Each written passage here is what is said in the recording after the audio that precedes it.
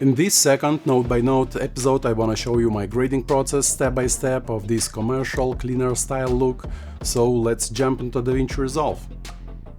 Okay, so I have this beautiful shot that was captured using Blackmagic 4K camera.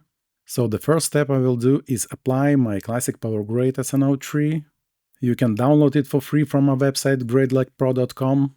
I'll be also showing my indicator LUTs in action. Them are also available on my website by the link in the description of this video.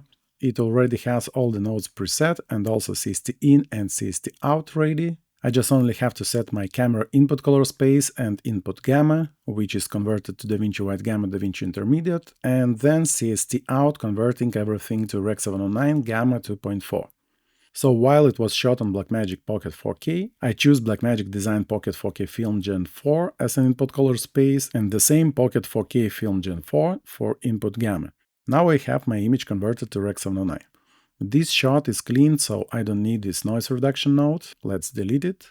So firstly, I will correct the exposure because this shot is pushed towards the brighter side, but I wanted to make a bit darker and also to push back those clipped highlights a bit. So I will grab the offset and push everything down, something like that. Then using gamma, push midtones brighter, like so. And push down the highlights using gain down to maybe 88. Okay. Let's add some contrast to get rid of this flat looking image. And control the contrast effect with the pivot, so it would affect a bit brighter areas more. And I still want to lower my highlights. I'll do that with the highlight slider, like so. Okay, so let's check what we've done in this exposure node, before and after. Nice. Then I switch to my HSV Saturation node. It's preset already for HSV color space and only second saturation channel active. So I just go and maybe add a bit more saturation in my midtones, like +2. Fine. As you see, this image is way too warm here. I want to make it cooler and create better color separation too. Okay, I will not need this filmic contrast node here and grain node too, so delete them. I will add my white balance indicator light here to check what is indicating and show you how it works. So I'll go to the LUTs white balance indicator and add it to the node. Let's name it white balance LUT. Okay, I clearly see that my image lives in greenish yellow side. I can also see that in my vector scope. The yellow and green colors are stronger than magenta and blue here. So I go to my balance node and cool an image down. I push the red channel down in my offset like so, and push my blue channel up a bit stronger, like maybe 27.5, and maybe a bit less with the green. Okay, let's turn the LUT on. Maybe just push the green back. As you see, I have all the colors distributed better on my vector scope now. So let's check it before and after. It has better color separation now, once again without the LUT. Before and after, before and after. Okay, I'm fine with this. I don't think I need this correction node, so delete it. So switch to the secondaries node. I want to check the skin tones here. I see that them are sitting quite okay here, but I will check them with my skin tone indicator LUT too. Let's create another node and apply the skin tone indicator LUT here. I'll name this node as skin LUT. Okay. As I see that their skin is pretty nice looking here, maybe a bit too magenta, so I would go to my secondaries, hue versus hue, grab my red color and push it a bit down towards the orange, like -4. Let's check it before and after. I've just removed this more like magenta and added a bit more orangey green tones. It looks more natural in my opinion. Let's check it before. Look at his face and after. Before and after. You can also see that in the vector scope, before and after. Yes, it's small, subtle adjustment, but it looks better. Okay, let's switch to our look node. But before, I usually go and activate my glow node, because it creates its own saturation and contrast that I really love. This glow node is preset for my liking already. I just only check gamma and gain. If I like them, let's switch to the waveform to check if we are not clipping. Checking gain and gamma again. Maybe we'll leave them like this. And we'll add a bit more saturation here, and also we'll play with the spread. I don't want it to be 0, it looks too harsh for my taste. I think I'll push it up for a more softer look, like so. And also check the global blend of how much of this effect I want. I think I will stay at around 80% here. Okay, let's check this glow, before and after, before and after. I really like the saturation and contrast it creates, so let's switch to the look node now. I want to create even more neutral looking image with stronger color separation here. So by removing the red in the lift, I will add more cyan in my shadows. Okay, I will compensate that in gamma by pushing the red back. Okay, then maybe add the blue in my lift, like so, and then go opposite with the blue in my gamma. I'll push it even lower here, because I'll be adding it back in my gain, so don't worry. Maybe a bit less with the green too. Okay, and let's cool down the highlights with the gain wheel now. I will push the red color down and add some blue color here. Okay, and maybe a bit less with an overall red in my offset. Blue too, maybe green. Okay, I think it's okay. Let's switch to the vector scope and see what we can do in the log wheels by manipulating shadows, midtones, and highlights here. I want to push a bit back some of my warmth in darker shadows, so we'll add one red and remove one blue here. Then remove the warmth in my highlights, push the red down and add more blue here. And maybe a bit less reds in the midtones, like so. And add more blue here, a bit stronger. And I feel it a bit too green, so we'll push the green down a bit to introduce more magenta tones. Also less green in my shadows, but a bit more in my highlights. Okay, so this is what I've done here. Let's check it before and after. Before and after. I just got rid of this warmth and made an image look more neutral. Okay, that's what I was going for. So now I would go to my look adjustment node and correct my blacks to be neutral black. Let's check them first. I'll switch to the waveform and colorized RGB mode so I could see separate colors in the exact area. I check this dark area. If it's neutral, all the color circles should sit together. You can see them here. I see that blue color is dominant here. And the same with his chair. While it's brown, it should be a bit warmer in the shadows, but not bluish like here. And the same over here. And his laptop is cooler too. So what could I do here? I want to show you my pure blacks and whites indicator LUT here. It's just much faster to work with when dealing with such color tint. I'll go to my LUTs folder again and choose this time the second stronger version of this LUT, because I will use it together with my white balance LUT. Let's name it Pure Blacks and Whites. So I will firstly activate my white balance LUT and after this Pure Blacks and Whites LUT. So this red color indicating the neutral color areas, like neutral blacks, grays or whites, I mean clean, pure and saturated ones. And the white balance LUT shows what colors are dominant in the certain area. As I want this area to be true black and saturated, and the same with his chair, like here and here, I see that there's some magenta blue color sitting there. So in case to neutralize them, I have to go to my look adjustment. I want to affect my shadows from 0 up to maybe 20-25. So I firstly go to my log wheels and set the range of my shadows like up to 25 here. Then I grab my reds in the shadow wheel and start pushing them up, because I want to get rid of this blue magenta and also push the blues down. As you see, the neutral color pixels became indicated in red color. I want to get the strongest red indication level here. Let's play with the green channel too. Okay, I like that. As you see, his chair is also indicated in red as the neutral area now. Check it before and after. This computer is also neutralized better now. Let's adjust the shadows a bit more. Okay, it's just the fast way to do that. You can surely do that without the LUTs too, but this way is much faster for me. Let's turn off the LUTs and check the result with our waveform. So before it had this blue dominant color here, but after it's neutral. Okay, same with his chair. It's a bit warmer now, and it's okay while it's brown. And also with his laptop, it looks neutral now. It was really bluish before, and now it looks like a neutral gray. Fine. Let's check what we've done in these two nodes, before and after. I've just neutralized an image a little bit more and removed that warm tint. Okay by now.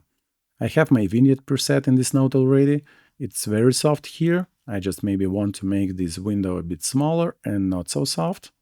And rotate it a little to get more like directional effect. Like so. Check it before and after, before and after. And also I want to make my characters more stand out from the background. So I will reset this parallel node and name it, for example, object. Okay, then I go and create the window around my characters, not too big. Rotate it, like so, and make it softer. I don't want it to be visible in my grade. Okay, something like that. Maybe a bit bigger. Then to push them out from the background, I will use my curves, enable editable splines to get that smooth roll-off in my curve, choose the brightest point and just add some more brightness here, trying to find the best spot. Like that, okay. Then grab the darkest point and add a little bit of shadows too, that way creating this S-curve for more contrast. Let's play with the highlights again. Okay, I like it. You can clearly see that I've added more attention to my characters now. Let's check it before and after. Before and after. I really like that. And I also want to make them appear a little bit softer, not too sharp. So I would go to my primary wheels, I grab my mid detail and push them down to make their skin and shadows a bit softer. So before and after. Okay, let's also reset this node. And I also don't need my indicator LUTs anymore, so we'll delete them. Fine. So I want to create my final look now. I will add the serial node after my CST out, and we'll use the film emulation plugin Dehancer for that. Let's go find Dehancer and add it to my node. It automatically applies some features, so as always, I go all the way down and press Disable All Tools, because I want to customize it by myself. Okay, so let's go up and make our screen larger to see all the controls better. So in this case, I want to use Kodak Vision 3 500T film and push it up to get a little cooler shadows in my image. Then I want to choose my print film. I don't want any stylized ones, so I will go with the Kodak Enduro Glossy paper here and enable Analog Range Limiter to get softer contrast because I want to add it manually. Okay. So while my image became darker, I want to add some exposure in my print section, like so, and also some tonal contrast here, like 30 looks fine. I also push my color density up to make the colors a bit darker, denser, maybe like 35. Then let's go to the film developer section, enable it, and just maybe add a little bit more contrast boost here, not too much. And I also push the gamma correction up to get more light in my midtones. Okay. And I also want to add more saturation here. I use color boost slider because I really love the filmic saturation it creates. Okay, let's go stronger. While it looks oversaturated now, I'll go back to my print section and remove an overall saturation here, something like -6. Looks fine. Okay, let's go back to our standard view. I want to check my waveform. I need only luminosity here, so disable colorize and choose Y mode. Okay, so I see that my highlights are sitting lower here.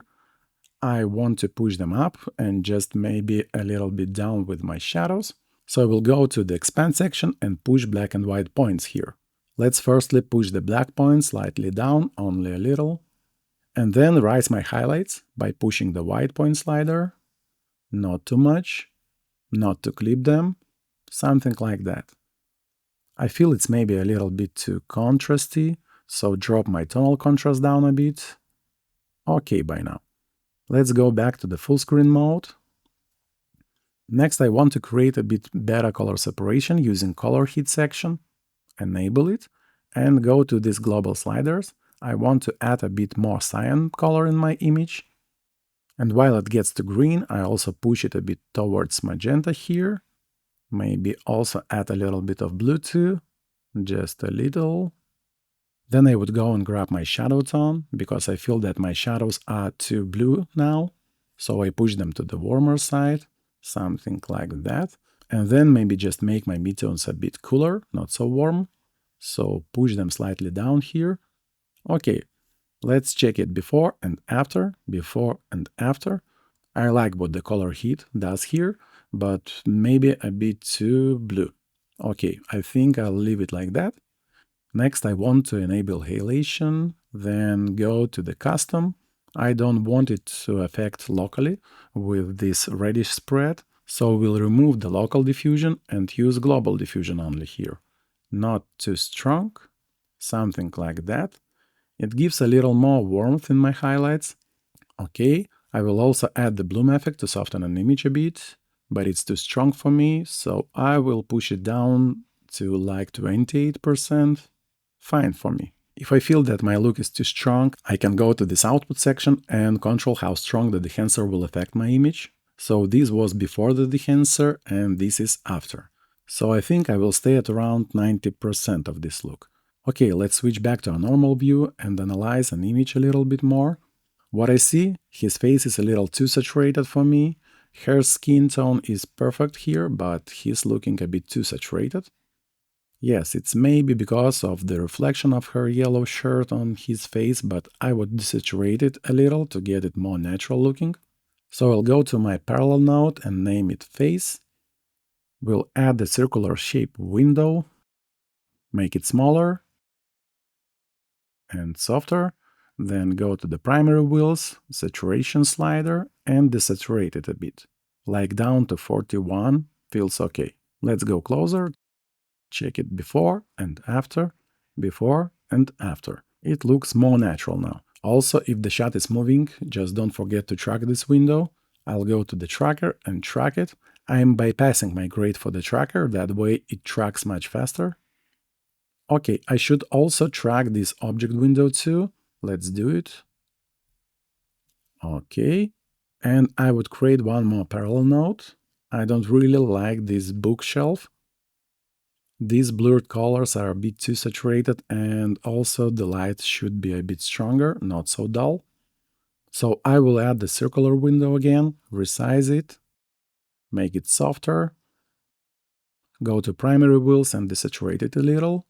And I also want to bring a bit more light here, so I will use HDR wheels for that. Go to the light wheel and add more exposure here, something like that. And maybe a bit less with the saturation over here too. Okay, as you see, this area became a little bit brighter and less saturated. I like it now. Also, don't forget to track it too. Fine. So I think I want to create another secondaries node after my glow. We'll name it Secondaries 2. Here I want to remove some blue saturation. I feel it's a bit too strong for my taste. So I go to the hue versus saturation, choose cyan and blue bubbles, then remove one of them in my curve to get wider field of control, then grab this one and pushing down to desaturate it. Then I also want to push the blue towards cyan. Do the same in hue versus hue curve, but here I push it a little bit up, like so. Okay, let's go back to the Dehancer node again. If you feel it's too green or too warm or too cold, you can also play with these temperature sliders to change the final look a bit. Maybe I'll push it a bit towards magenta. Let's check the temperature slider too. I don't think I want to do any adjustments here. Okay. So the last step, what I don't like here, is this practical light. Let's switch to the waveform. While it was clipped, it looks flat now. You can also see this flat line on the waveform. I want it to be a bit softer, with softer roll-off here. So in this case, I will use my Digital Pro Mist Effect preset, append node graph as the last node, choose this compound node, let's switch to the full screen, and enable it. Boom! You see how much nicer and softer it looks now? Once again, before and after, it's really subtle but nice effect that makes an image look better. You can also see that in the waveform. It became more like round-shaped here. It's also possible to fully customize this effect, make it more spread, brighter, or even change the color of this spreaded light, make it warmer, cooler, and so on. But I like how it looks by default here. I just maybe want to push my white point in the Dehancer even higher, rise it a little bit more, but not to clip it. Okay, So once again, before and after the promised. Before and after. Okay, so I think that I'm done with this shot. Let's kill all the nodes and check what we've done here. The first was CST in and CST out, Rec 709 conversion. Then I've done the exposure, HSV saturation, balance, secondaries. Then was the glow, look adjustments, created some power windows, vignette, object, and so on. Then created Dehancer as the final look. Then some adjustments for the blue color. And the last was black mist filter effect for this practical light. So this is the simple, commercial-like style grade. Surely you can push it whatever direction you want or your customers want. I just made it for my liking. Okay, so let's see the result on the full screen.